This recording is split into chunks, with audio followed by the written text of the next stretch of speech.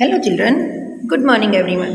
Today we are going to start a new lesson, unit number 6. The name of this lesson is This is Geordie's Fawn, written by Marjorie Kinnan Rawlings. In this story, Geordie's father is bitten by a rattlesnake. Here you can see the name Geordie.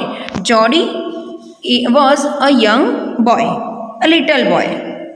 And fawn means a baby, deer's baby. Deer's baby is called fawn, a young deer. In this story, Geordie's father is bitten by a rattlesnake. Jody के father को एक poisonous snake ने bite कर लिया था. He quickly kills a doe and uses its heart and liver to draw out the poison. अब Jody ने क्या किया, तो उसने क्विकली एक डो को मार दिया. Doe means a female deer. Geordie kills a doe and then what he had done? He uses its heart and liver to draw out the poison. अपने पापा के शरीर के अंदर जो पॉइजन चला गया था, वो पॉइजन को बाहर निकालने के लिए जो डो था उसे मार डाला एंड उसका लीवर एंड हार्ट जो था उसे यूज़ किया और वो पॉइजन बाहर निकाला. Geordie wonders what will happen to the little fawn left without its mother. अब जॉडी जो कि बहुत ही छोटा था, यंग था, ग्रोन अप था, बट वो बहुत ही काइंड था एंड कंपैशनेट था. तो उसको बहुत एंग्जायस चिंता हो रही थी कि अब इसकी मम्मा को तो मार डाला, मीन्स फीमेल डियर डो को तो मार डाला, अब उसके छोटे बेबी का क्या होगा. Now let's start this story. Geordie allowed his thoughts to drift back to the fawn. He could not keep it out of his mind. He had held it in his dreams in his arms. He slipped from the table and went to his father's bedside. जो Jordi था वो अपने दिमाग में से वो phone को निकाल नहीं सकता था. उसके माइंड में बार बार फ़ोन के थिंकिंग्स विचार आ रहे थे. फिर उसने क्या किया, तो वो अपने पापा के पास गया. पेनी ले at rest. Penney means Jodie's father.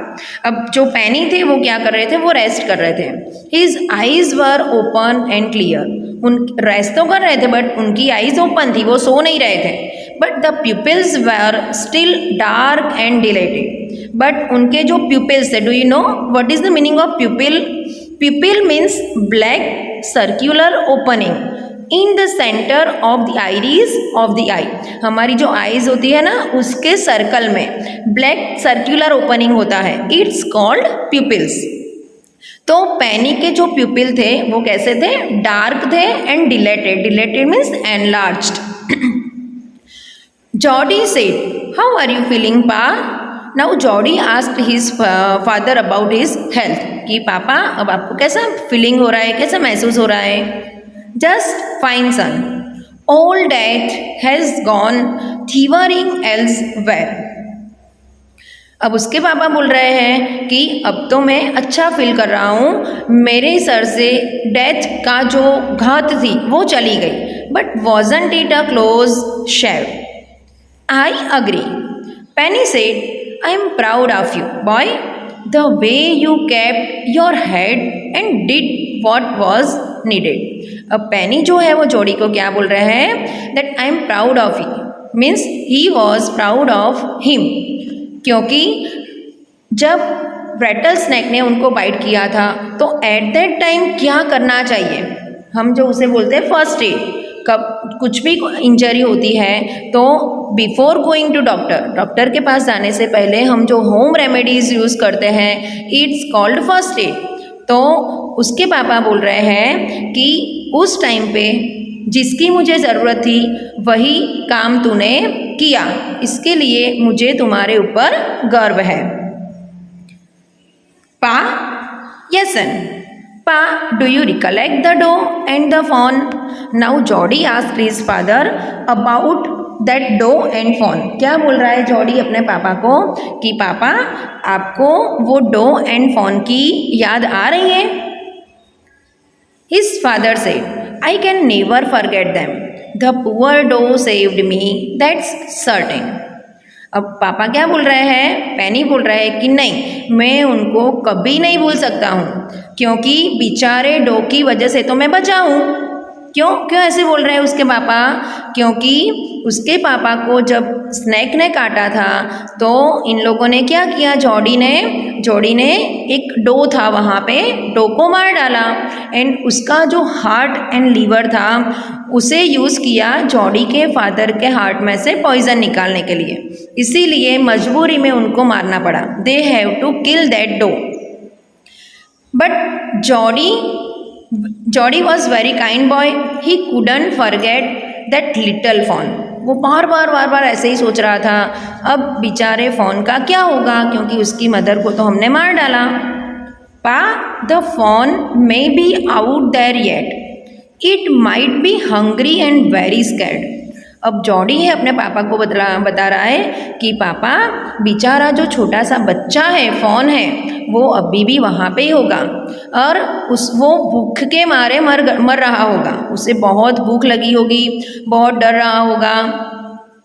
I suppose so. तो पापा ने क्या बोला, हाँ मुझे भी ऐसे ही लग रहा है। Pa, I am a big boy now and don't need to drink milk, why don't I go and see if I can find the fawn?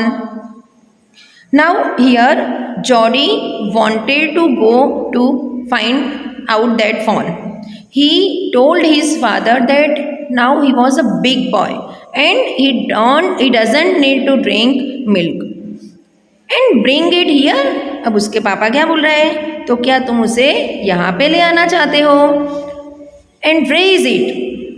और क्या बोल रहा है, जॉडी बोल रहा है कि हाँ मैं उसे यहाँ पे ले आना चाहता हूँ, उसे बड़ा करना चाहता हूँ। पैनी ले quite staring at the ceiling. अब पैनी थोड़ी देर के लिए कुछ बोल नहीं रहे हैं, he only stared at the ceiling. Boy, you have got me hemmed in. क्या बोल रहे हैं उसके पापा कि बेटा, बच्चा, अब तूने तो मुझे हेम्ड कर डाला। Here a phrase is used, hemmed in. Now do you know what is the meaning of hemmed in? Hemmed means caught in a situation where one can't say no। एक ऐसी सिचुएशन में होना कि जहाँ पे कोई हमें ना नहीं बोल सकता है। तो यहाँ पे पापा जो है, जॉडी के पापा, वो भी ऐसे ही बोल रहे हैं कि बेटा तूने तो मुझे ऐसी सिचुएशन में डाल दिया है कि मैं तुम्हें मना भी नहीं कर सकता हूँ। It won't take much to raise it। पा, it will soon start eating leaves and acorns। अब जॉडी अपने पापा को कन्विंस करने के लिए क्या बोल रहा है कि पापा, हम अगर उसे बड़ा करना चाहते हैं तो उसमें कोई दिक्कत भी नहीं है, वो जल्दी से बड़ा हो जाएगा and then he will soon start eating leaves and acorns। You are smarter than boys of your age। Now here Jody's father said that he was very smarter than boys of his age। वो बोल रहा है कि तुम्हारी as के जो बच्चे होते हैं उससे तो कई ज़्यादा तुम बहुत स्मार्ट एंड इंटेलिजेंट हो। We took its mother and it wasn't to blame। Sure, it seems ungrateful to leave it to starve। Son, I can't say no to you। I never thought I had lived to see another day। क्या बोल रहे उसके पापा कि बेटा, अगर हम उसकी मम्मा को हमने मार डाला तो हमारा ये फ़र्ज़ है, हमारी ये ड्यूटी है कि हम उसके बच्चे को, फॉन को यहाँ पे लेके आए एंड उसकी केयर करें, क्योंकि अगर वो नहीं होता, उस डॉग को हम नहीं मार डालते तो मैं दूसरा दिन भी नहीं देख पाता, मीन्स वहाँ पे ही मैं मर जाता। सो मैं तुम्हें मना नहीं कर सकता हूँ। देन जॉडी से, can I right back with Millville and see if I can find it.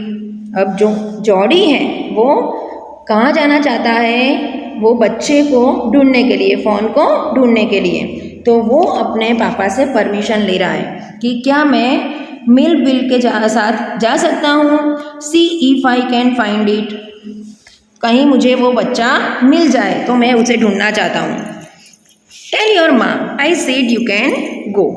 अब उसके पापा बोल रहे हैं कि मैंने तो तुम्हें बोला कि तुम जा सकते हो, अब तुम अपनी मम्मा से बोल दो। He sidled back to the table and sat down. His mother was pouring coffee for everyone. Here, another phrase is used, sidled back. Sidled back means walked back quietly, trying not to be noticed. अब उसने देखा कि उसकी जो मम्मा है वो सबके लिए कॉफ़ी सर्व कर रही है. ही से माँ, Pa says I can go bring back the phone. She held the coffee pot in mid-air. अब जॉडी अपनी मम्मा से बोल रहा है, क्या बोल रहा है? पापा said I can go bring back the phone. मैं वो फ़ोन को अपने घर में लेके आ सकता हूँ. Then his mother became very surprised. She was a little surprised and asked Jody, "What phone?" Jody said, "The phone belonging to the dog we killed." उसकी मम्मा सरप्राइज हो गई. उसने बोला कि कौन सा फ़ोन, ये फ़ोन कौन है? Then Jody tried to explain her that the phone belonging to the dog we killed. We used the dog's liver to draw out the poison and save Pa.